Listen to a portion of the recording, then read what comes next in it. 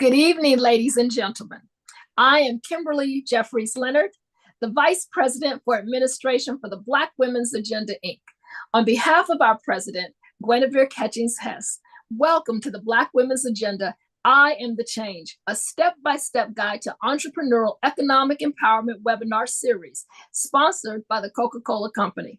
The Black Women's Agenda, Inc., BWA, as we like to call ourselves, was founded in 1977 to highlight and address those issues that uniquely impact the lives of Black women and their families.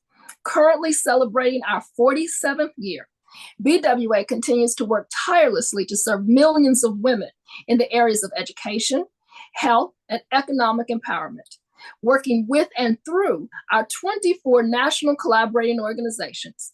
BWA's programs have national recognition and global impact. We are pleased to host this event in collaboration with our national collaborating organizations.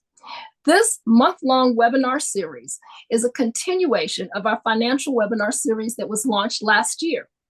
The webinars are being held each Thursday evening this month at 8:30 p.m. Eastern Standard Time. And so with that, we will begin tonight's program.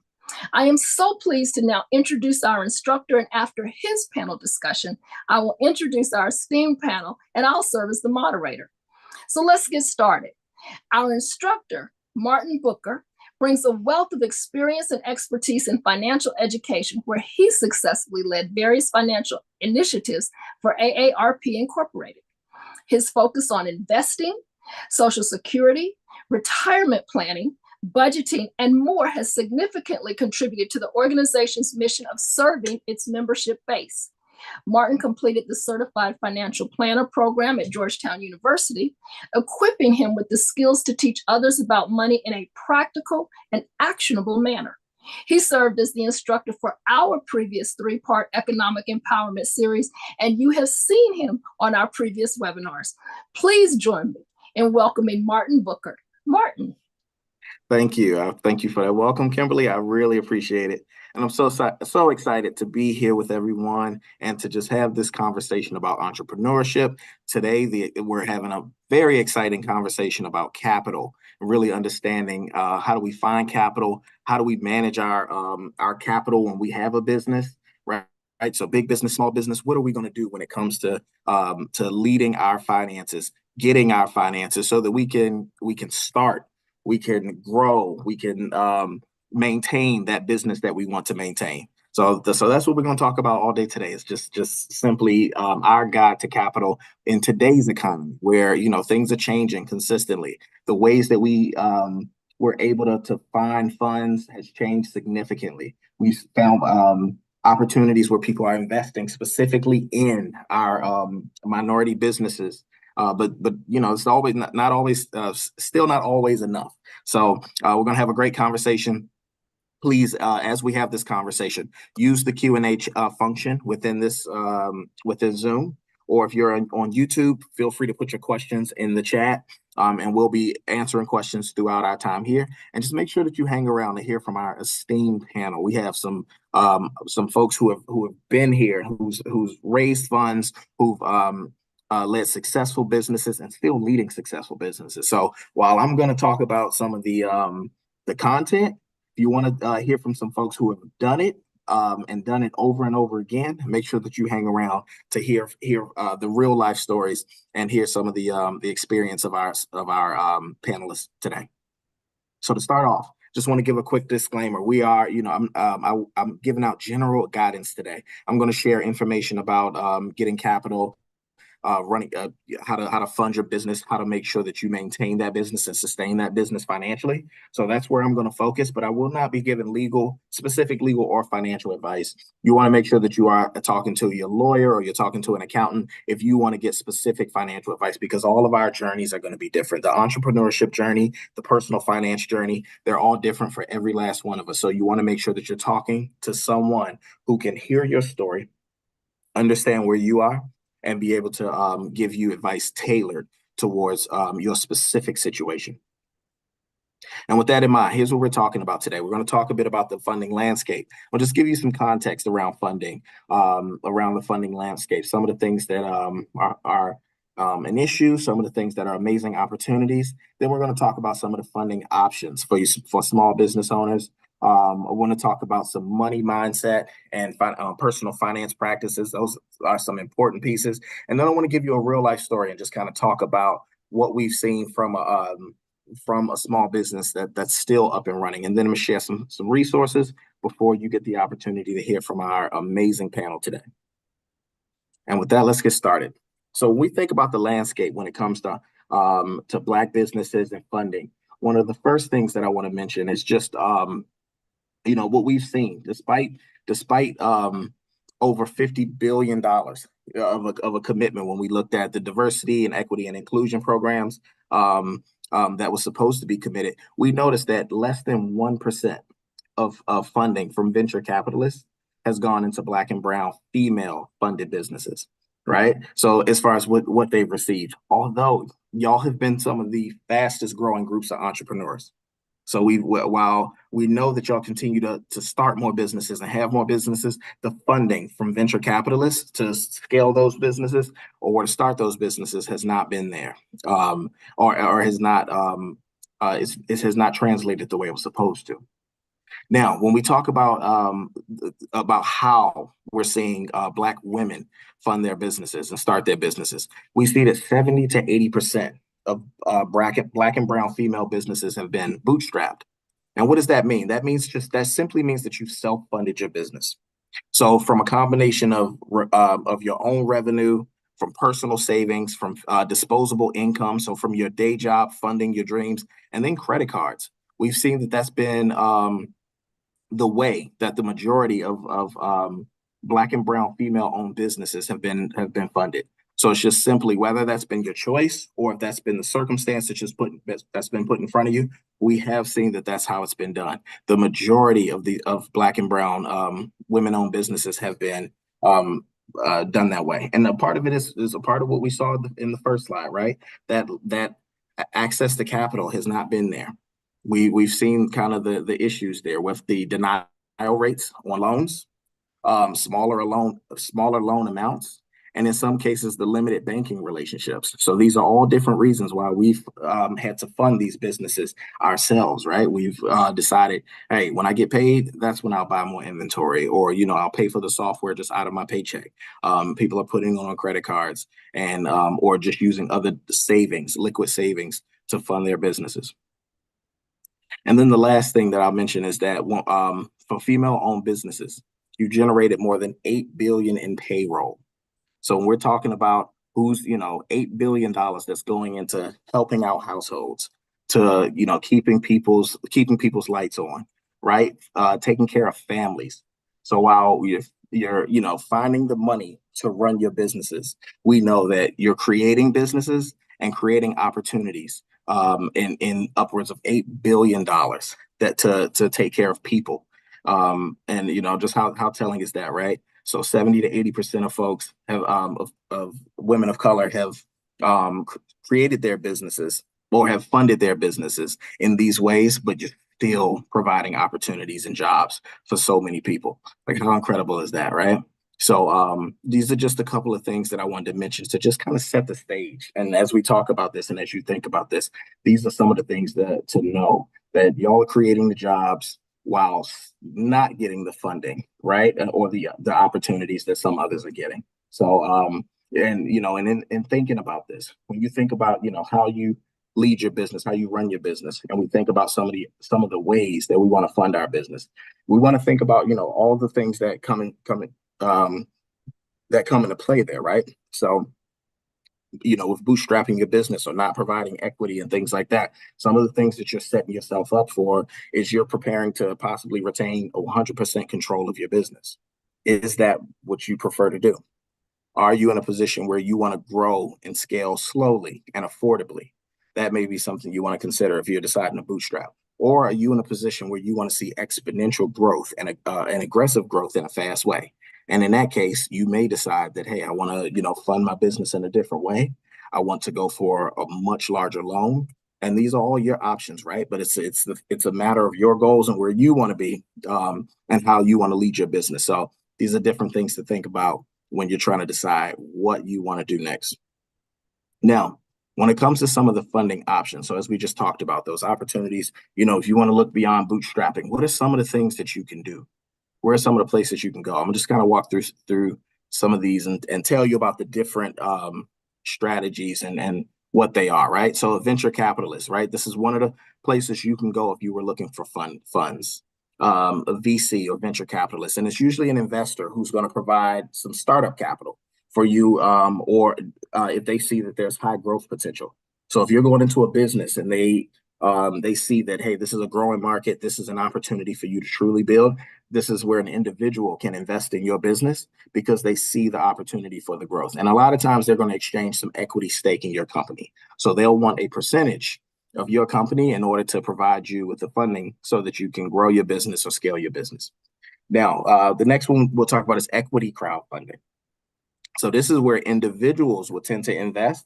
It's usually like through a business platform. So it could be a larger business platform where different individuals are investing and they're getting equity in return or some shares in your company. Oh, excuse me. For your business, they're getting their equity stake, but they're providing you with some capital. Because that's another option. And then there's just overall crowdfunding, where you're not giving away equity, but your people, you can get a large group of individuals to invest in an idea that you have. So you put the idea out there, and it's going to be a larger number of people, usually at smaller dollar amounts, that are putting in capital for what they believe, because they believe in your business and the idea that you have. So and it's considered donations from individuals, but they don't get equity. So that's one. It's another way that you can go about it. And then there's traditional bank loans. So this is just you going to the bank and you're borrowing funds from the bank in order to grow your business, scale your business, start your business. A lot of times this starts with your personal credit, right? So you want to make sure that your personal credit's in order, or that you have collateral to back your loan. They want to see that your credit's really strong, or that you have some other type of collateral that you can use to back this loan to start your business. And you tend to pay it back, and you're going to also pay interest on top of the money that you borrow. So it's going to be your traditional loans. Then we also have grant funds.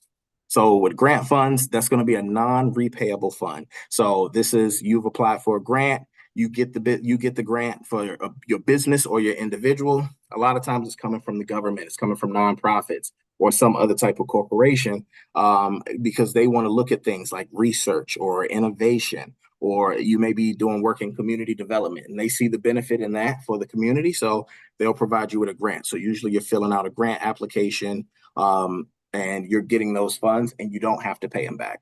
So in some cases, it can be small business grants. Sometimes it can be a much larger grant, if they're looking to develop an area. So that's another option for funding. And you can look into all of these options. There's multiple options. You can kind of work all types of different options at different times for your business. The next is a line of credit. So this is a more flexible loan. So with the line of credit, in a lot of cases, you think about it similar to a credit card, where you have access to these dollars and you use them as you choose, right? So and you're not paying it back if you're not using it, right? So you can keep the line of credit. You could not use any of the funds until you absolutely need it, but you just have the line of credit available. And they'll allow you to borrow up to a certain amount, and you pay back what you use. Or you could just hold on to it in case business is slow, or you're in a position where you need to tap into that line of credit. So that's another opportunity for you to have funding or to use your funding. Personal savings. So this is just money you've saved up.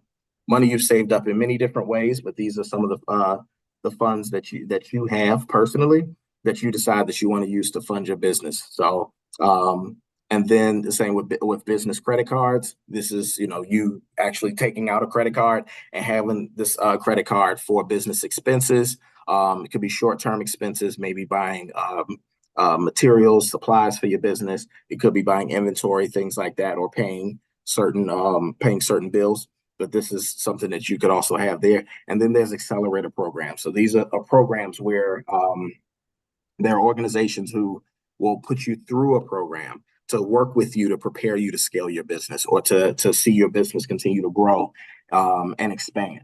And as you work through the business, you work through the program, then they'll provide funding. So you could get a mix of assistance as well as funding. So and they'll help you to prepare your business for that next level of growth. So these are all different options. You could be in, throughout the life cycle of your business, you could go through multiple of these, right? You might start with a line of credit, and then you open up the business credit card because you want to continue to build. You want to build your business credit. You may, kind of work through your program. Work through your business for a while, and you get to a point where you decide to go into an accelerator program, right? And now you're learning how to continue to build your business, how to refine your business, and prepare yourself for some level of scaling or some level of growth. And then you may decide that, hey, I figured out my model. I know what I'm going to do, because you don't always figure out your model immediately, right? Our business models will be refined as we go along. Sometimes we think we have the best idea in the world, but it's not until we put it out there and we start to test it that we realize that, hey, you know what, this thing needs to be tweaked, right? This product that I created or that I have isn't the final product. We will always see better versions. And then you might decide, let me do some crowdfunding for this version of the idea. Or let me decide to, now seek out a venture capitalist because I found the model that's ready to be scaled at another level. So while, you may start off in one space, and as you evolve and as you get better at what you're doing, or as you refine your product, you may decide to go into other models. Or you just may have the most disruptive and amazing idea that you have to scale fast and you have to move fast. And then you may start right at the point of finding a VC fund or crowdfunding, because you need a large amount of money in order to do what you plan on doing next. But whichever model you need to go with, or a little bit of all of them, these are some of your different options. So make sure that you have, you look at these, you think about it, research the ones that make sense for where you are in business or what you want to try, and move forward in that manner. So now let's talk about some best practices. Now, one of the things that's really important is when we think about our business finances, we want to make sure that we also take into account what we've done on the personal finance side, right? Because a lot of times what you do personally, your personal relationship with money, is going to reflect your business relationship with money. So how you show up in your personal life, are you someone who's extremely conservative? You tend to save a lot. You tend to, not take a lot of risk with your money. When you show up in business, you may look to operate in the same manner, right? Or are you someone who, you're going to spend it, you're going to move fast. You tend to, you may not research it, but you're going to buy it. You might be a little impulsive. You want to make sure that you pay attention to these practices and some of the things that you do on the personal side, because these things can easily translate into your business finances as well, especially if you're running it yourself. So one of the things always you want to always consider is, should you manage your own finances, right? Should you manage your business finances? Or do you want, should one of your first hires be a small business accounting firm? Should you be looking at a CPA who tends to work with small businesses, so that you can make sure that you're setting yourself up successfully for managing your business finances day to day? So when we think about your business finances, here's some personal finance practices that when you get these right, you'll see these translate into your business well. So one, budgeting ahead of time and sticking to it. This is something we want to always think about doing on the personal finance side, right? Create your budget, right? We're in the month of October. We're getting close to the end of October. We want to start working on our November budget. A lot of our expenses are fixed. We know what they're going to be. And in that case, for all the ones that we do know, we can actually anticipate those. We can plan those out. We can lay those out. So, start with that. Start budgeting ahead of time. We typically know the pay dates of when we have to pay our bills, right? In a lot of cases, we know the majority of the dates of when our bills are due. So let's set that up. Let's put that into a budget now, so that we can already have an idea of what November is going to look like for us, right? And then we can already plan out the holidays that are coming. They're the same time every year, so we can kind of lay these things out and think about it. Then the next step, and this is the hard part, and it can be the hard part, is sticking to the budget. So after you've created it, you've planned it out, you've kind of looked over the month, the dates that you get paid, You know the bills that are due on those dates. You'll be able to see the difference in what's there. Now we have to stick to it. We have to work hard to stay close to our money and continue to stick to that budget. And how will that translate into your business? Because you want to forecast. You want to think about what are my expenses before I get them, right? As your income begins to come in, you want to start to think, how am I going to manage this? Where's this going? Which bill is this covering? What inventory is this purchasing? Which machines do I need for my business? What type of supplies am I going to need? Right. So you want to be able to think about all these things and start to plan it out ahead of time. We want to think about the ebbs and flows of our business, right? So if in our personal lives, we're already thinking, oh, the holidays are coming and we're preparing for that in August, then what's going to happen in our business when we say, hey, the winter season's coming up. This is a slow season. So let me plan for the income and how my business, the slower months when the income is going to be a little lower, but those bills stay the same, right? We want to think about those things, just like how we think about, that our income is the same, but during the holidays, our expenses might go up. So the more that we plan, the more that we're going to take that into our business finances as well. And then when it comes to having an emergency fund, this is one of those areas where we just want to make sure that we have savings. We're prepared so that if something comes up, we're able to manage that and manage those expenses. When an emergency comes up. So that's another good business practice. We want to set ourselves up for the ebbs and flows of our business. So when things are going well, we're putting money away for when things decide to slow down. Right? We may hit those lulls within our business, and we want to be prepared for them. One of the important things about in business is that we don't want to have to sacrifice our quality during those moments when when the money starts to slow down, or when we just happen to hit a lull in business, or when we're trying to figure out what's the next thing, how am I going to ramp back up? During that time, a lot of times the momentum from you providing quality service is what's going to actually continue to build your business, because people are going to remember that. They remember all the quality. They don't know that this is just a slow season for you, but they will remember the quality of the product that you provided. They'll remember the quality of the service you provided. And during a time when it's slow, you want to be able to show up with that same level of quality, provide the same service that you plan to provide when you open that business, because that's what's going to bring people back. That's how the referrals are going to come in. So, and a lot of times we'll see, when business slows down, the quality is what's sacrificed first. But if we have a plan in place, if we do it in our personal lives to where when, something goes wrong, we don't have to sacrifice a bunch because we've saved. So then in business, when when things slow down, if we have some money saved, then we can continue to operate at a high level during that lull. So that's something we want to keep in mind too. So that's another one that would translate. The other one is diversifying your investments, and diversifying your income, right? As a lot of us heard it, don't put all your eggs in one basket, right? This is another way that we've heard this, right? So what we want to do is we want to think about what are some of the different streams that we have? What are some of the different opportunities that we have to make sure that where we have different income coming in? What are some of the ways that we have our money? We have different sources coming in, right? So if we know that all of our funding comes from government contracts, but we still need individual customers in order to kind of balance it out a bit, so that if something was to go wrong and government couldn't pay, we can actually still stay afloat. We want to make sure that we have those different streams, so different streams of income. And always, we run into people who, have multiple business, serial entrepreneurs, but they'll have multiple businesses at one time.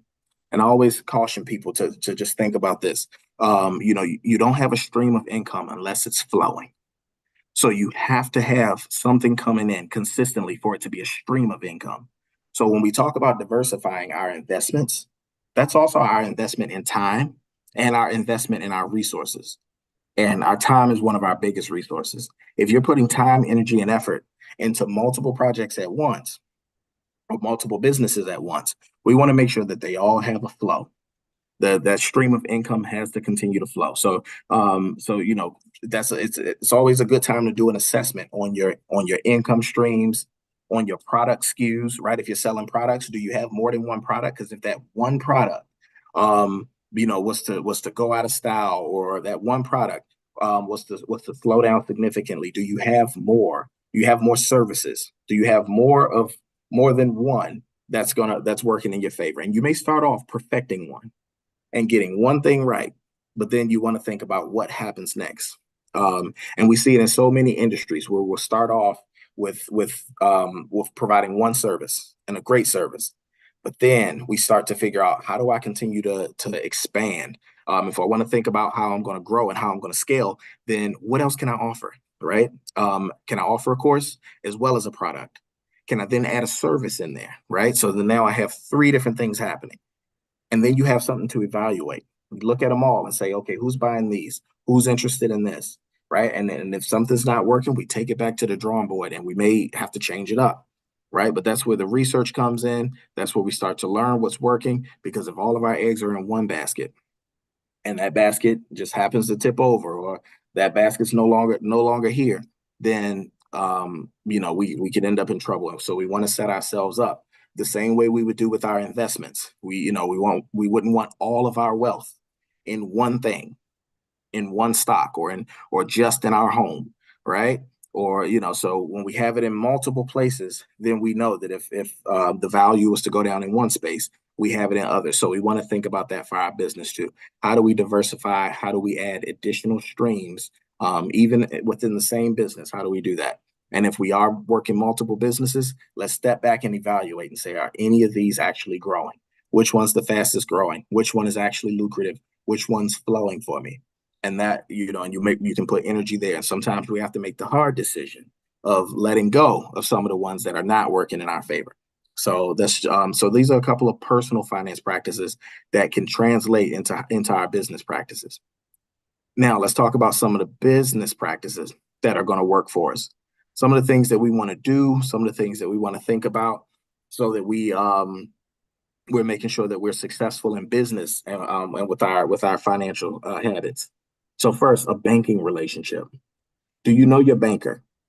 And I know now, or do you know anyone in the business department at your bank? And I know, banks, we're starting to see less and less actual bank locations.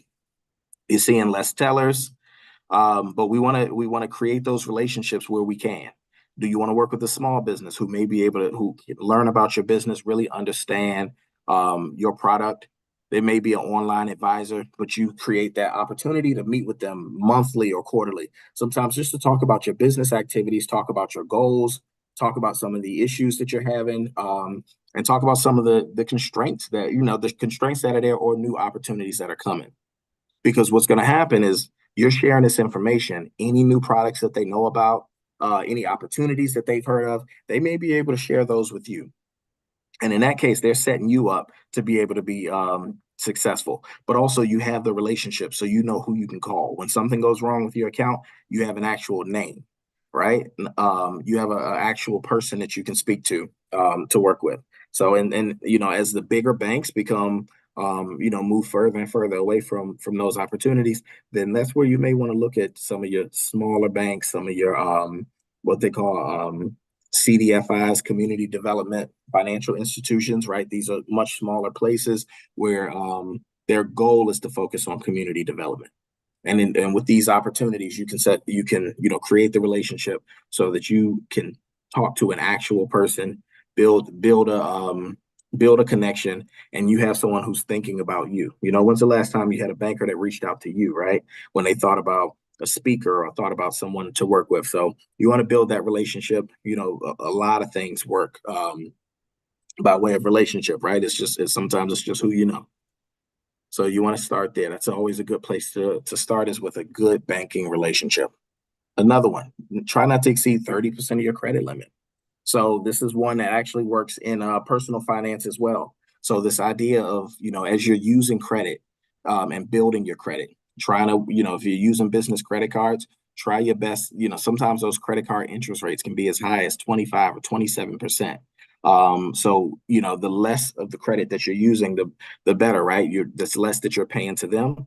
But also the 30% rule is one where when you're thinking about your credit in general, spending 30% or less on your credit card is how you how you optimize. That's the optimal place for your credit card balance. So you want to try not to, as much as you can, try to stay within that limit. So if you got a $1,000 credit limit, try not to spend more than $300. And so that'll tell you a lot about how you want to manage your money or think about where you're utilizing credit, because that's some of the most expensive money you can get is on a credit card. So when you have those options to fund your business or to pay for an invoice, the credit card might not be your first option. It may not be the first one that you think about because of the interest rate. And when you're growing a business, when you're maintaining a business, or when you're scaling a business, the dollars that you're spending, your income and your expenses, you want to map those as much as you can. And those expenses are, that income's precious. So we don't want to overspend, or, as much as we can, try not to spend it on interest if we don't have to. So managing those credit cards in a way to, consider that you have $1,000 credit limit, you don't have $1,000 to spend. At best, you have 300. And if you set your mindset to think in that way, then that may help the way that you tend to manage your credit. It's not thinking that you have 1,000 because your limit's 1,000. All right, for the next, so invest early in your operations and products and products, or your service development. So when you think about how you're building your business, your supply chain, how are you getting your products? Can you get it at the right price? As you develop your service, are there supplies that you can use for better service and to provide better service? These are some of the things you want to think about early. How creative can you be in this process? What are some of the things that you can put in place? And when you think about these things on the early end, you can set yourself up successfully for when it's time to scale, when it's time to continue to build your business. What platforms are you going to use to manage your finances? These are the things that you want to think about. That you want to prepare yourself for, so that as you're focused on what's most important, it may be selling this amazing product or providing this amazing service. Whatever it is, you want to know that you have things in place. You have the operations in place, so that as you grow, as you scale, or as you execute, you have everything in place to be able to do that well.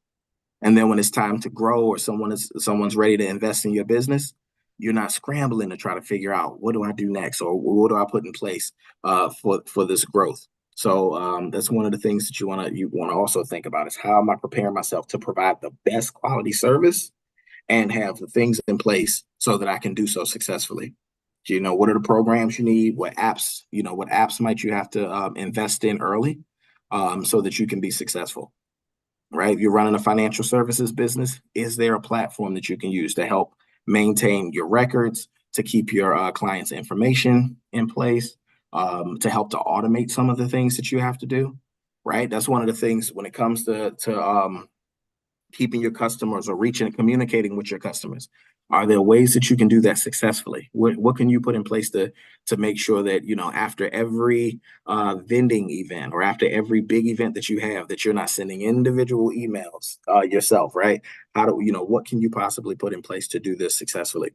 So you want to think about those things at the early part of your business, because that's what's going to help you to keep business coming in. When new products drop, do you have a system for continuing to share that information with people? So you want to think through those things and what you can put in place to make sure that you can run your business successfully.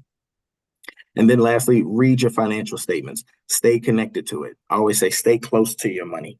It's very important for you to know what's happening in your business, what's happening with, what's coming in, what's going out, what's the difference, how much do you have left, right? It's important to make sure that you know these things. So even if these things are intimidating, which it can be, right? A lot of us may not want to look at our finances or think about it. If you have a CPA or you have an accountant, it's very important that you meet regularly. Have those conversations. And even if you're in those conversations and everything you're hearing sounds like a foreign language, just stay in it. Spend an extra hour with it, just looking at it. Get intimidated, put it down, go read a book, go take a walk, and then come back and look at it again. You have to, you want to get comfortable with the uncomfortable. But that's going to be business for you, right? That's entrepreneurship. You're going to have a lot of uncomfortable moments. So what you want to do is, take that moment to look at some of the things that may be intimidating for you. And if finances is one of those things, that's okay. It's perfectly fine. Just keep doing it. Everything doesn't come naturally the first time, right? Your first run may not have been successful, but your 100th run, all of a sudden, it's a breeze now. And this is a habit. So just know that first time looking at those financial statements, it might be rough, but keep at it, keep looking at it, and it's going to get better and better as you go. Now, let's talk about just a way of running business. Give you a little bit of a case study, right, for some of the things that we're talking about. So this is Ruby Sampson. So this is a product-based business. And Ruby Sampson started in 2016, family-owned business here in the U.S. By a female artisan group in Georgetown, Guyana. So with Ruby Sampson, started the business off keeping all of their equity and started off debt-free and started with just one product. So just had a minimum viable product with silk line head wraps. So started off with that product, tested that product for 2 years, for the first 2 years, to see just how the market would receive it. So it started off as a bootstrap business for 5 years. So just focused on building the supply chain. So getting product internationally here in the US, focusing on product development, making sure that they had a great product that worked. And just kind of use that opportunity to work on building the business. Eventually was able to get some sponsorship and get some grants to run the business. They appeared in Essence. They were in Stylecaster, and just kind of through word of mouth, just had the business kind of growing just by way of people hearing about the business. So we'll continue to grow the business without putting a ton of money into ads. Only on average we'll spend $250 a year on ad space, but just kind of use the quality of product, allow people to kind of see the product and enjoy the product in order to decide this is how we're gonna grow. And this was just a strategy they used, right? So, and this doesn't make it the best strategy, but this was just the way that they decided to grow their business. So just through sharing it, consulting, using opportunities for press and retail, but looking for free ones, right? So ended up in Essence free of charge, right? So kind of using those opportunities to just build the business and grow it that way. And then getting in pitch competitions. So decided that, in order to grow the business and get it to where they wanted to get the business, they decided to pitch the business and then to go after grants. So, without taking on additional debt, that was the strategy that was used to grow the business. Business is still running, still successful, and still continuing to grow, right? So still vending, still selling items online. So using opportunities to build and grow the business consistently. There's been times when business had extremely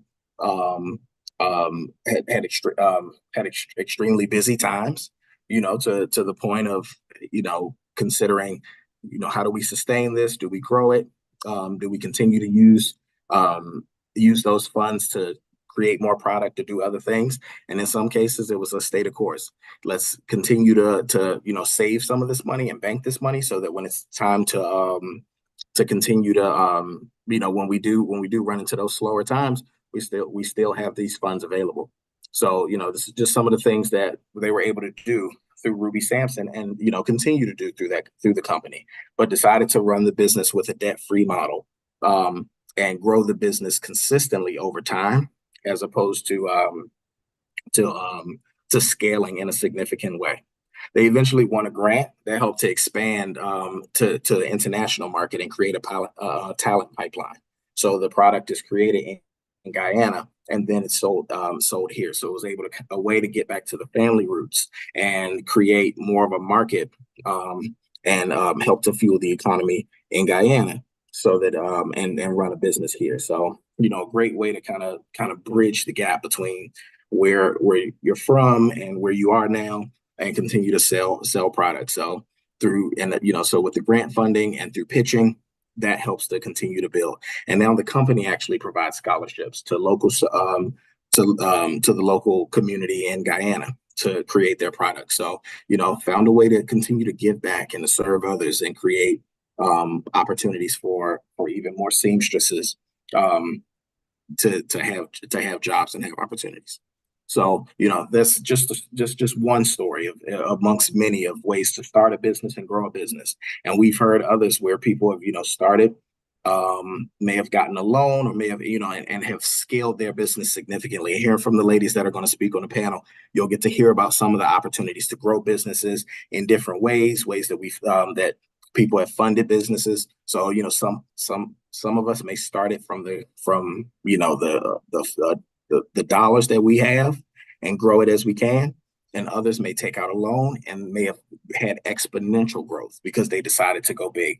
Now that one way doesn't make it better than the other. One is going to be in many ways based on what you want to do, your goals and the journey that you want to take. So, you can consider how you want to go about running your business and scaling your business. So now let's look at some of the resources that are available. So these are some of the companies that fund Black-owned businesses. So if you want to you can take a picture of the screen. This will be when we provide the presentation on YouTube and the Black Women's Agenda page. You'll be able to see these resources again. But this is where you may want to start when you're looking up some of the resources that you need. We want to think about where you can find capital or where you want to start when it comes to looking for capital for your business. These are some of the places to go. I know Black Girl Ventures, they've hosted some really cool just pull up and pitch events. They had one in Philadelphia not too long ago where you could literally show up, pitch your idea. It could be a brand new idea. It could be a project that's already running, but you pitch, they vote, and you win money at the event. So, there's lots of different opportunities to grow your business or build your business, some through funding, some through VCs. But, these are some of the things to think about when it comes to that. So what are we talking about within our next week? So as we get ready, our panelists are about to get started in a few minutes. So I want to just kind of mention our topics for the next week and what we're going to discuss. And as I mentioned, put any questions that you have in the chat. Feel free to add questions to the chat. And if you have questions that are going to be for our panelists, feel free to save them for that session as well. But so when it comes to starting this, our next conversation is going to be about starting and pivoting your business. So when we think about as an entrepreneur, you're at that point where you're at your wits end with your job. You're at that point where you just, you're ready to pursue your passion and you're trying to figure out, how do I get started? What's the proper way to get started? That's where we're going to start off our conversation next week, next Thursday, same time. So we'll talk about that. Or if you're just at that place of pivoting. I told a story last week about, about a part of my entrepreneurial journey. So in starting my business, focused on personal finance, and then just realizing that there were more opportunities there. There were opportunities that I was leaving on the table, because when I was asked about specific opportunities, I would turn them down because I said I'm a personal finance speaker. That's my focus. I focus on personal finance. That's my lane. And then, I eventually gave myself the permission to expand my business. So, and then the question is, what does that look like? How do you continue to grow? How do you continue to stay true to where you are, but then honor this opportunity to take on new types of business? And then, we'll talk about that as well. So we're going to look at business models. We're going to talk about timing it, where what's the right way to think about the business and growing the business. And then how do we understand our business types? So we're going to talk through the different types of business that are out there and some of the different opportunities. And I see your questions coming from the chat, so we'll go ahead and start with that as we queue up and get ready for our panelists to take on to take over. So the question in the chat is, how do you know if it's a passion or hobby versus a legitimate business? So first, I'd say start with so you want to start with research. So kind of get that opportunity, and I love to hear the panelists' response to this too, because I'm sure they all have some thoughts on this one. One, start with your research. See if there's a market for what you're looking to do. Are there people actually selling what you do, or is this just, something that you can just enjoy? And I will say everything that we're passionate about or everything that is a hobby of ours, we don't have to monetize. And that's usually that, you hear a lot of people, that's, the new hustle culture is to monetize everything that you do. Starting a business can be stressful. There's a lot that comes with it. You want to make sure that it's actually what you want to do for a living. One of the things that I always, one of the things you typically don't want to do is just start a business because you just need money. Because if you need money right now, then, and you're starting a business, then usually it takes time to make money, right? It takes time to refine your business and get it to the place where you want it to be. So if it's this idea that, hey, I love doing this and I need some extra income, that may, starting a business at that time could be a tricky one, because you could be starting a business and willing to sacrifice all of the time that you could put into research, all the time that you could put into refining your business, because you need money. And you don't want to sacrifice what you're able to do, and the quality that you're able to provide for a dollar, because ultimately the biggest investment is providing quality over a period of time. But if it's a passion or if it's a hobby and you love doing it, it is a beautiful thing when you can make money doing what you're passionate about. But you do, start with looking at the market. Is this something that you can actually, is this a place where you can actually make money? Will people actually pay for this? Last week, if you go back, if you missed last week's session, go back. We talked about testing the market, being able to provide, your service or your product free of charge, or even investing a little bit, right? Go out and vend at an event with what you think is your product and see if people actually want it. Ask people what would they pay for it. So, get that chance to do your research and kind of see. And sometimes you need more than just your family and friends, right? Because they might tell you you got a great product because they want to support you. Go out and see go see with someone who's never met you before, what they'll tell you about your product, right? And see if they love it and if they like the quality as much as you do. So it's just something to think about. But take your passion, take your hobby and try it out. So let's next question. What should you do if you've gone into debt, self-funding your business?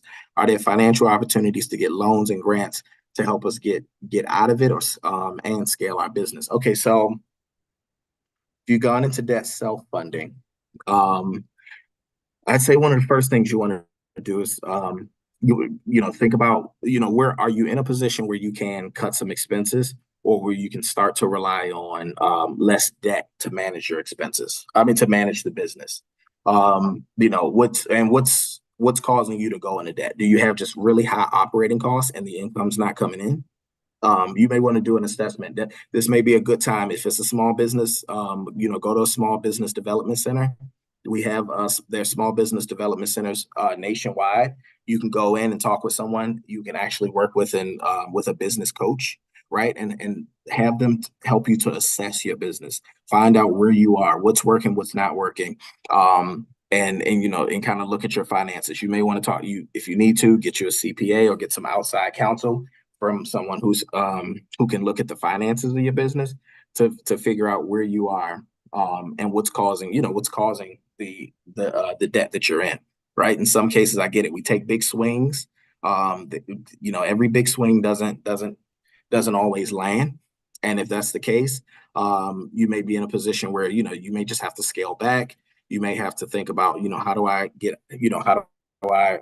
rectify this? And it may be, it could be multiple ways to do it. And I'm sure some of our panelists will be able to talk to that as well. But we want to think about that. Now, financial opportunities to get, so loans or grants you may not want a loan if you're already going into debt, self-funding your business. So, right, it sounds like, because the loan is going to just give you more debt.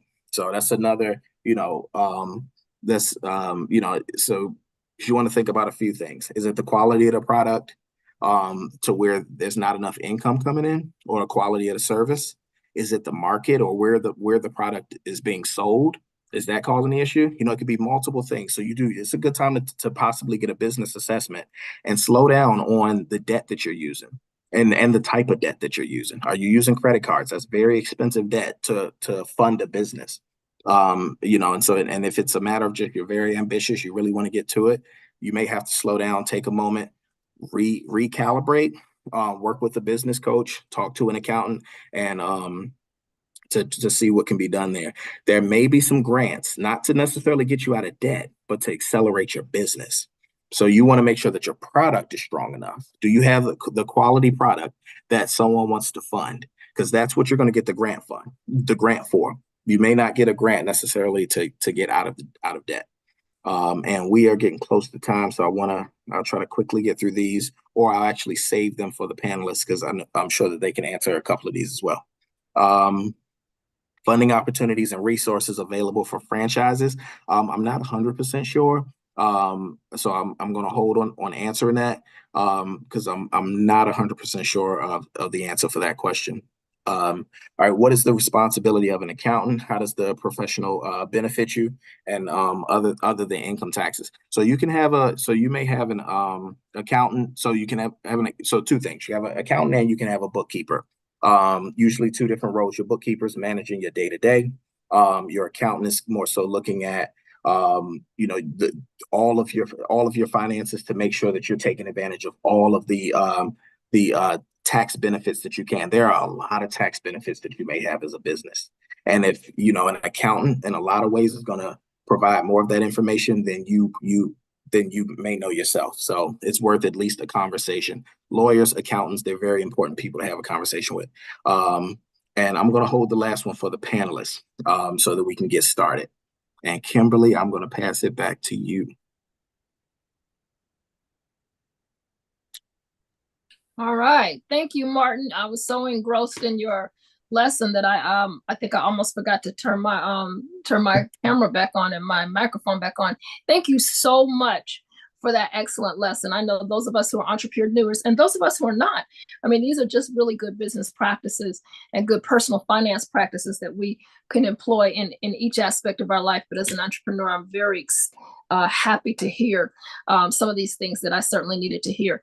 And so after that foundational lesson that Martin gave us, now we're getting ready to move into our panel discussion where you'll see some of those things that Martin talked about in action from truly three experts who really do know about what this panel topic is, leveraging you and your business, a guide to capital in today's economy.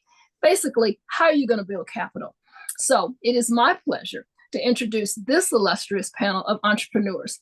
First, we have Bridget Chisholm to come to the virtual stage. Hi there. Thank you. Hey there. So Bridget Chisholm is the founder and CEO of BWC Capital. She brings over 35 years of experience of being a seasoned executive and serial entrepreneur, ecosystem building, private equity investment, and economic development to the organization. Since 1998, she has created and launched 3 high-performing companies and facilitated almost $2 billion in multi-layered specialty financing, transaction, and investments. Bridget, thank you for joining us. It's an honor to have you here. Thank you. We next welcome to the virtual stage Tijuana Hudson. Good evening. There you are. How are you, Tijuana? Thank you so much for joining us. Tijuana currently runs her own company, the Hudson Group. She provides financial services to small-sized companies to include identifying financing that best serves the needs let me start all over. She provides financial services to small-sized companies to include identifying those finances that best serve the needs of the company. Currently, her company is assisting Impact Network Incorporated, located in Detroit, Michigan. In her capacity, she is responsible for building a finance team and setting up the financial infrastructure of the company. Her responsibilities include overseeing all financial aspects of the company. So Tijuana, thank you so much for joining us tonight. And last but certainly not least, we welcome Gina D. Nisbeth to the stage. Gina, how are you? Good evening, everybody. Good evening. Gina is the founder and president of Ninth and Clinton, a national firm that provides strategic advisory and investment structuring expertise to real estate developers, fund managers, nonprofits, and for-profit organizations investing for impact. Previously, Gina was director at Citi in the Structured Lending and Investments Group of the Markets Division. Ladies, thank you so much for joining us this evening. And I want to welcome all of you again to the virtual stage. Now, we have a few questions for you that really have kind of laid the foundation. The foundation has been laid with Martin's conversation. And so what I want to do is really kind of asking us some of the nitty gritty about building capital, investing, ensuring that you have those funds that are going to make your businesses successful. So we're going to start with Bridget. Okay. All right. So Bridget, tell us how you have used access or lack thereof, which we all know, lack thereof access to capital to grow your business or expand other businesses. Great question. So I'll start the how I even got into being an entrepreneur is I actually did my first deal by acquiring an operating business. So because I think there was a question about franchises. So I put the capital together, $20 million through a specialty finance group. They did franchise financing almost exclusively. And we purchased the Memphis area Applebee's. So this is going back to 1998. 12 unit, $20 million, and went to go set up those franchises and to run because they were existing businesses. So sometimes you get into business not just by starting up, but one of the best ways to mitigate risk is to actually acquire an existing operating business that has what? Cash flow. Because cash flow you can leverage, and that's how we were able to, with a good EBITDA, earnings before interest, taxes, and depreciation, set a value, go to the bank, and be considered, a strong credit, if you will, and purchased them. And then of course we built them over time and then sold them. And of course, God has a sense of humor because it was like, oh, that's just too easy. You can start at one from scratch. And so, and so that's what I did in 2005. And so 20 years in January. And that has been probably like the humbling part where you build it, as Martin said, just kind of one client at a time, because the best thing, if you don't have a specific, like a widget or a big restaurant in real estate, you need to have build some good networks and some relationships who will take a chance on a starting business to help you grow your business. And several women on this stage have been a part of helping you grow over time. So it's not always money. It's, or, that kind of capital is human capital, because the best time to go and build capital, whether for yourself or others, is when you don't need it. If you show up when you need it, it's going to be extremely painful. Okay. That's very good advice. That's very, very So I'll pause there, but and let some others. But it's a journey, and Martin's right. How you raise capital, but basically in a nutshell, how I grew my business for 20 years was creating access to capital points for minority business enterprises, whether it's HBCUs or to help those who are not always in the capital markets blend down their cost of capital so their businesses can grow, the things that they're trying to get done can come to fruition. So, because it is hard, and that's really my niche, is how do you put it together so that you can bring capital, resources that people maybe don't think are connected, and use those non-traditional vehicles. Martin talked a lot about more traditional type vehicles, but a lot of this conversation is because it's innovative. We have to be creative to kind of get to the same points that, others can get to maybe differently. So, and I'm going to, what I'm going to do is ask you a couple of questions, and then I'm going to go to Tijuana, and then I'm going to go to Gina, and then we're going to come together and have a conversation around anything that I've forgotten to ask or that you all feel is important to say. But, you know, I think that one of the things that the pandemic has shown us, and I think that there may be some other business models that we can look at, is that some things that are innovative today, literally in the drop of a hat, in the blink of an eye, can turn out to be, okay, yeah, but not in this time and age. It's not working right here. So now what? And then what happens? Yeah, no, great point. And so, and we've seen it, and life changes because a couple, you know, like, while did it early, a lot of people are doing it as a change of career, or, you know, it's like, you know what, I've made all these other people all this money. I can do it myself. And I know the networks. So Kim, so to your point, how you do it differently is that you work the playbook that we know. I mean, listen, how people underwrite and the things that people look at as far as, you know, what's going to be my collateral? Can I get this? Can I get your tax returns? Can I, you know, that's the game we're in. So that hasn't changed no matter how much we protest. So a couple things you just have to do is never too soon to have your infrastructure together.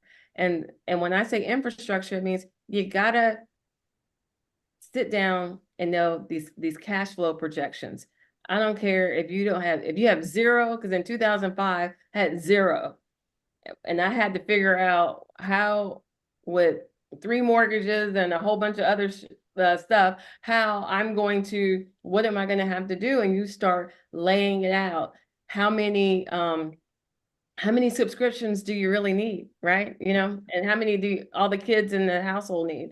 So one is, okay, let me get serious about this, and got to put some pen to paper. You don't have to be on the computer. You can do it the old way. Write it down, push it through. Then look at, we do have to do some homework, because there are things that are coming out. Like, so what is out there? Maybe it is, you know, we have done multiple new market tax credit deals, and my colleague and friend Gina can go into that. But essentially, most of the time people use them for real estate. But for minority business enterprises, because people were in a crunch, I'm like, well, you know what? Can't we just self-leverage and make these operating business expansions so we don't have to go bring any more capital? We can count what we already have. I'm going to bring equity in because I'm in a distressed census tract. Oh, and I don't have to give up my company to get this equity. And when the structure collapses in 7 years, you know, I'm debt free, but it's pushing limits that maybe we didn't think could work in this new format. But bringing those resources, you got to be really willing to be creative and to, like, well, that doesn't normally fit there, but could I fit it in this environment? And ever evolving, and kind of retooling and reinventing and leveraging our networks, ladies. I mean, some of your, you know, everybody isn't meant to be an entrepreneur. So the people who are deciding who's going to get business and who's going to get deals, talk to them. I know sometimes we tend to be very, people are like, oh, they're going to steal my idea. But if you don't talk to somebody and put it out in the universe, no one knows that, oh, well, you know what? Let me call this, you know, You know, I want to come back to that. And there's another question that I want to ask you too, Bridget, but what I want to do is wait to the very end after this conversation with these dynamic women. And at some point I would love, maybe not on this conversation, but at some point that the psychology of entrepreneurship and the things that you have to be able to deal with and manage. Everybody's not risk. People are risk averse, and everybody doesn't. This lifestyle is not for everybody. And I love how Martin talked about the fact that, you know, there are lean times and there are times where everything is flowing. You know, you have to be able to deal with that psychologically too. So that's another conversation, ladies. I'll bring you back to have that very interesting conversation. But Tijuana, let's talk a little bit about, I think, one of the burning questions on a lot of our participants' minds. How do you determine the most suitable type of capital for your business?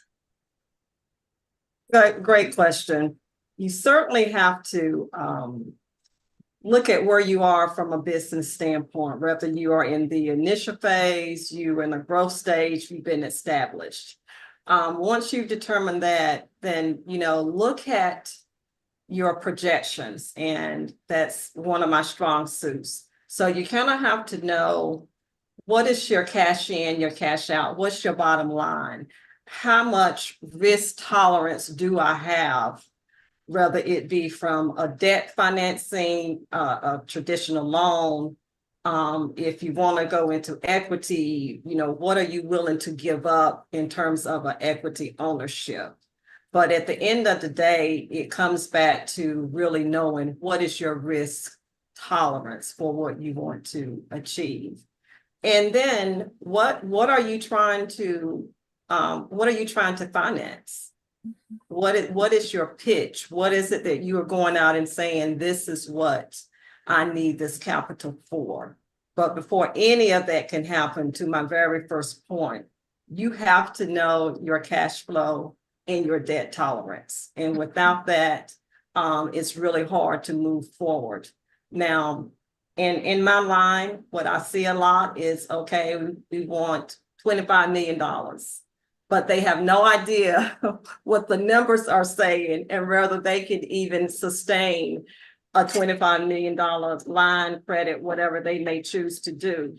And so that's the key critical point of that, is just having a financial structure in place, the infrastructure in place to be able to run the numbers that you need to make what's the best decision for the type of capital financing that you're going to need for that.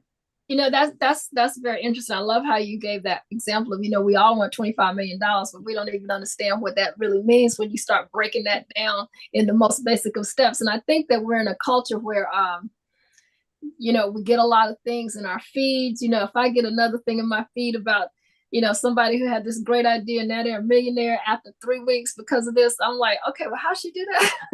And, I don't think we really understand what these things actually mean. When you talked about, risk, and you talked about, what are you willing to give up?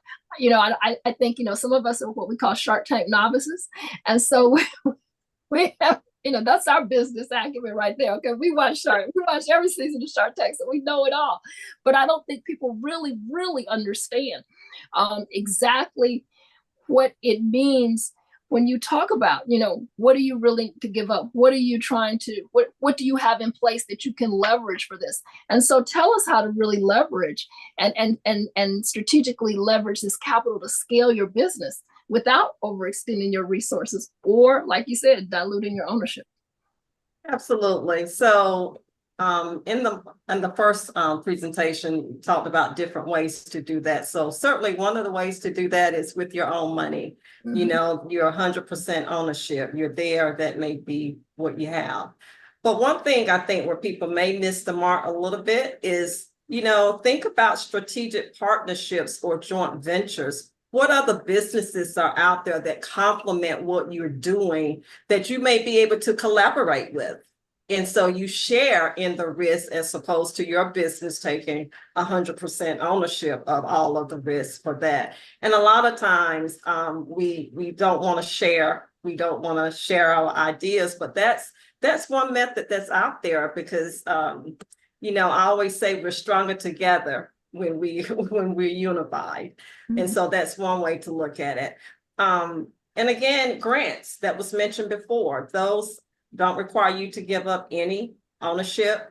There's no money that has to be repaid. Normally grants are 100% funded. You follow the description of the grant. And so once you've utilized the funds, given your report, then that's the end of it. There's a way to do that as well. But another one that's out there that may not be used too much is what we call revenue-based financing.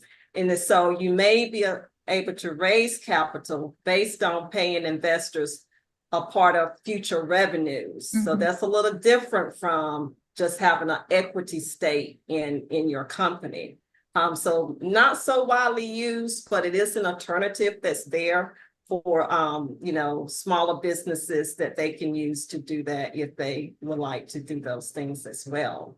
And then depending on the type of business that you have, and where you may be, but considering, perhaps thinking about franchising, if you're that farther along in your business, or if there may be some type of licensing your brand that you may be able to sell. Those, again, may not hear of it too often, but those are opportunities that could be there for individuals to do that. And then the last one I would really share, and depending on what your type of business is, but you may be able to do pre-sales of upcoming launches that you may have, because that will help you gauge the market, the demand, to know rather further down the road, there may be some different type of financing or capital that you may need to achieve at that time. Okay, thank you. This is very helpful. I think that we're probably going to have quite a few questions around this, and I'm so glad that you all touched on franchising, both for your own business and being able to buy into other franchises. And I think there was some questions about that. We're going to turn to Gina, Ninth and Clinton. I love where that name came from, taking it back to the roots. So this is a season, interesting season. As entrepreneurs of African descent, sometimes we're in demand, sometimes we're not in demand. But for the entrepreneurs in this session, what advice would you give them to help them with investing with their hard found? Because some of this money, as we said, we had to go out and get it. Some of it we had to earn and invest ourselves. What would you give us to tell us that we need to do so that we can continue to have this capital?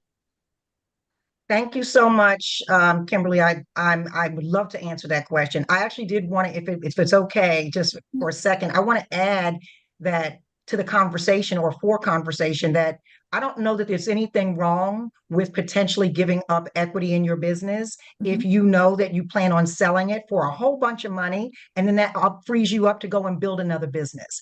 So I don't think we should, I want to hold on to my company personally, but I think that we should keep that as a part of the opportunities for entrepreneurs, that what is wrong with selling a business so that you can then grow that wealth into something else. I think that's just on the continuum of opportunities for our entrepreneurs.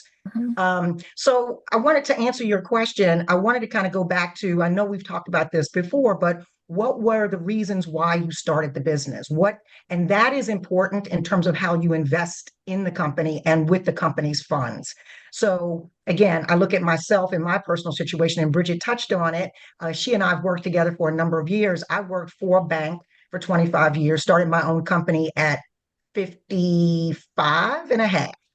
And so my company, I started it as a second career, but not with the expectation that this is something I have 20 years to grow. And so my goals with the company are different, and how I would invest in and for my company are different than I think somebody with a longer term view or another view on what they want to do with their company over time. I do think that the first thing we need to do when we think about investing in the company, no matter where we are, is to invest in it such that it continues to be a going concern. So we've talked about things like what's happening, trying to project what's happening down the road, and making sure that you've got sufficient liquidity in your company to be able to take some bumps, to be able to take some downturns. Growth capital. If you have this excess capital and you want to invest it and grow, having that money available to grow the company, and in which ways would you want to grow the company? For myself, I have a couple of employees, but they are part-time employees. If I'm looking to grow my business next, it would be to bring on a full-time person. That would be sort of what I would be looking to invest in next. And I would even consider raising capital external to my company for the benefit of bringing on somebody who could help me scale that business that much faster. So again, you mentioned it, entrepreneurs tend to be risk takers. And I think, to make money, you've got to spend money, you've got to invest, and you've got to take these risks. So that would be the second thing. The other thing I want to add is around investing in ourselves and in each other. I think it's how we grow is that we continue to build a network of people who look like us that we can tap into for either service providers or for joint venture opportunities when businesses opportunities come along, whatever those things are. So to our capacity to invest in each other, we only help each other to grow, and provide other opportunities for our own company to grow. So I look at that as growing the entire ecosystem of the women out here who are doing phenomenal things. Again, Bridget and I work in the same industry. If Bridget were raising capital for her company, one, I would know what the company does. I would understand the company. So if I had investable dollars, that would seem like a natural place to invest in a company that I'm familiar with a founder that I'm familiar with, and that in a way that it could help all of us. I think that is so very powerful. Bridget has heard me say for many, many, many years, she knows my favorite quote is from Nipsey Hussle, all money in. And so when we do that, we're, like you said, we're maintaining this ecosystem, and others do it. We should be doing it too, because everything we need, we have right here. So let me ask you, so this economic landscape is changing. Sometimes we are attractive investment opportunities. Sometimes we're looked at as risk, as risky. It goes up and down. Some days, people who look like us, we're up. Some days, people who look like us, they don't want to touch it. But as entrepreneurs, what do we need to be aware of in order to leverage this up and down that we're seeing, and the up and down that actually may be coming down the road? Yeah. Number one thing we need, and Bridget mentioned it again, information. So what I liken, there's this concept for CEOs that's called the kitchen cabinet, right? I'm sure folks have heard about this, right? That a new CEO takes a role, and the board or whomever may find a certain amount of individuals that have a certain amount of skill sets that help that CEO to be able to tap into, be mentored by, or just provide additional information and resources. And I think as a business owner, we need to do the same thing, especially when somebody calls us up to ask about buying our business or investing in our company. We don't know what we don't know. And the other thing that I think is we should assume generally, if somebody's calling us up, it's probably worth more than we know that what company is worth. And so before we would even make a decision on taking investment or somebody buying our company, we absolutely will need to try to do a really robust analysis as to what our company is actually worth. And I'm not trying to pitch it. Well, I won't even say the name of the organization, but there's an organization now, a national bank, that is focused on women who have saleable companies, small businesses, and they quantify small business up to I think $10 million, but that they have these companies that could be sold. And the first thing that they always say is most, particularly women, we don't even understand how valuable our company may be to somebody else. The things that we think are not sellable could be sellable. So getting a true analysis, and that would include that kitchen cabinet to be able to help you. I absolutely think a good accountant and a good lawyer that specializes in small business are critical to helping us to identify other resources around what is that business worth, and should I take on that capital? Okay, that's great. Now I'm going to ask that we all come back on the screen, because I got a question. My final question is really kind of for everybody. What have we asked? What have we not asked that we should have asked, that I should have asked, that you think is important for everyone to know before we take questions? So I don't know if we can get everybody on here so that they can see all of us, but I just kind of posed that. Bridget, I'll start with you. What did I not ask? I should have asked. Yeah, so one of the things as we navigate these networks, I will say we can't be afraid to be humble and vulnerable, because many a time I have come to you, I've come to Gina, I've come to Tijuana and said, hey, can you just look at this? I'm thinking of this, because there are going to be times when you talk about the psychology that you will have some doubt. You just don't know, but you're 5 in your tent. There's somebody in there that you can go roll this out. being the English grammar corrector. I don't know how many. Gina's like, this doesn't make sense. You got to stop making run-on sentences. It's driving me crazy.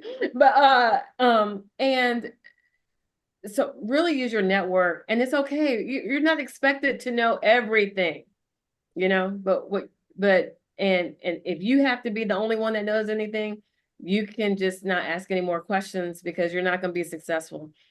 Because everybody on this call, I would go to in a heartbeat. And so you just got to have some people in your net, you know, that you can trust.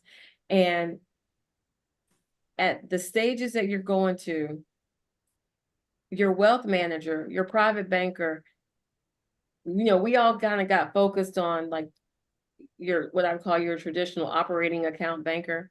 But I have had more opportunities to do the elevated things in life by working with my wealth manager, private banker that looks like me at Morgan Stanley. And I give Connie a shout out because, you know, they help you get the right insurance because that portfolio, stocks, bonds, insurance, real estate, your businesses that you invest in. So it's this whole diversified thing, and you know, you might have parents or assets or, you know, people are coming, you know, are going on the glory, like how to manage your estate planning. So everything is leveling up, everyone. So yes, an accountant, a lawyer, but you also got to have estate planning.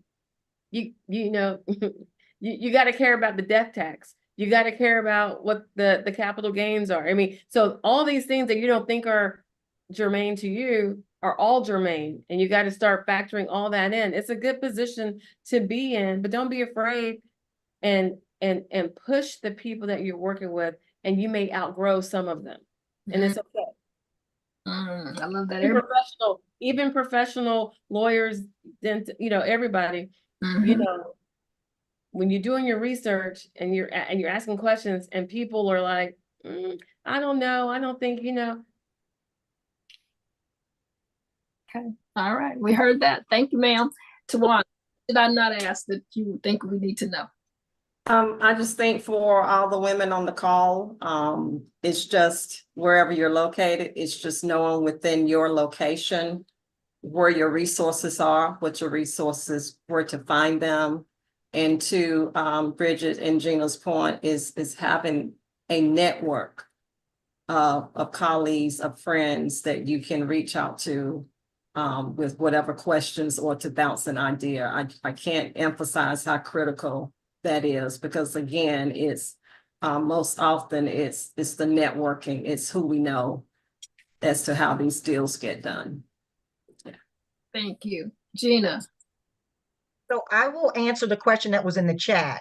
We thought we might get to that about when you're looking for investors, particularly venture capital. I do a bunch of volunteer and I chair the board of a group called Institute for Entrepreneurial Leadership, where we help women, particularly women of color, to prepare for going out for angel investing, to find angel investors.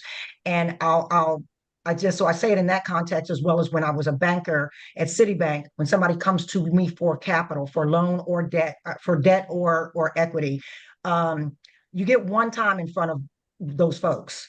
So, and if you're not ready, they think you're not ready. So what I would suggest is before you get in front of those folks, I can understand having some sort of informational conversation, but make sure it's really clear that this is just an informational conversation, because you get one time at it, right? I mean, again, I'm from New York. I give straight. But what folks need is the opportunity to create a pitch deck and to practice it. Practice. So I pitched EIFEL because that's an organization that provides that, but there are lots of others. But try to find some safe spaces where you can put together that pitch deck, practice, and then start having those conversations with investors. Thank you, Gina. Martin, you've been listening. You provided us some very fundamental basics on what we need to be doing. What did we miss? What did I miss asking? Because they didn't say anything. I'll say, I think just one thing for me, I think it's been just in my entrepreneurship journey as well as my investing journey, is taking the opportunity to be in spaces and be fearless. Just say what you are sometimes afraid to say. The rooms where I've started trembling a little bit, had a little tremble in my voice, and I said something that I didn't think that I would, I'd be willing to say to someone.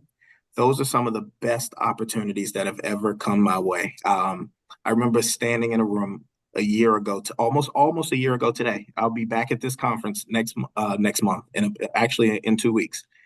And before I left that conference, I told one gentleman the exact goal that I had for the following year. He looked at me. He told me how he's accomplished that goal twice. And he told me that he had an opportunity for me to be a part of that exact goal that was coming. And I made the investment in that exact goal in August of this year. But it was just an opportunity for me to I said, before I leave here, I have to speak life to the very thing that I want to do. And I did it. And I just happened to be telling a guy who was really friendly. I had no clue that he did it or that he's ever done it before. But I said, I'm gonna just tell him. I said, by this time next year, I want to invest in this. And I just happened to be talking to the right person in that moment, because I said it in November of last year, and by August of this year, I made that investment. Wow. Okay. All right. So there's one question in the chat. I want to make sure that we have answered it the way it was asked. So they asked the question, are there funding opportunities or resources available for franchises? Are there funding resources if someone wants to invest in a franchise or purchase a franchise?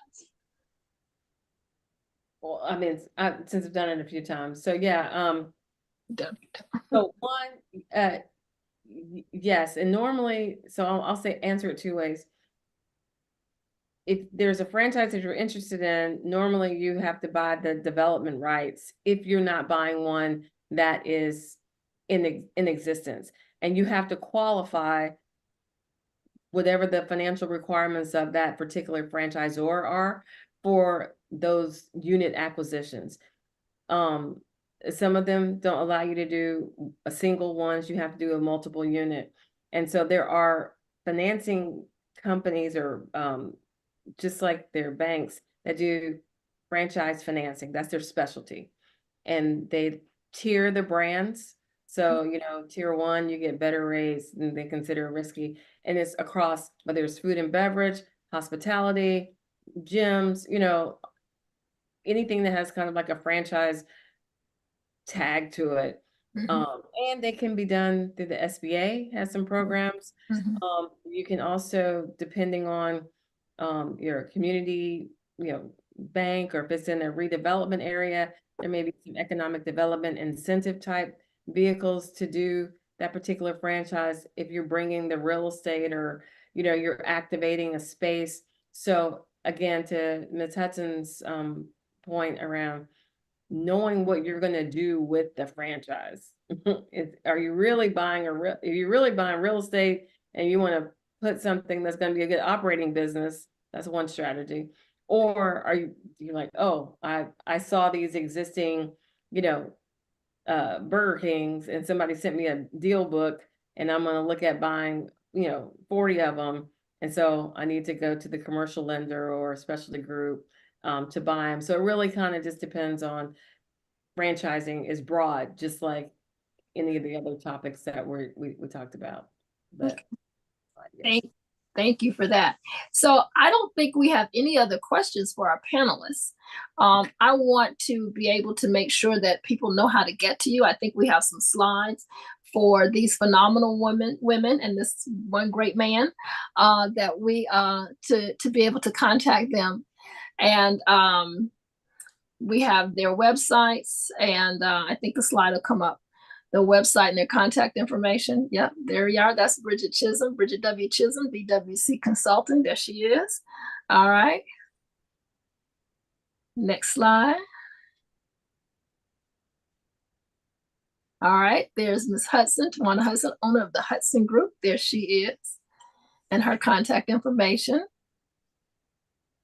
And 9th and Clinton, Gina Nisbeth. There she is, and there's how to contact her. And I also think we have one for Martin. All right. So I want to thank everyone for joining us this evening.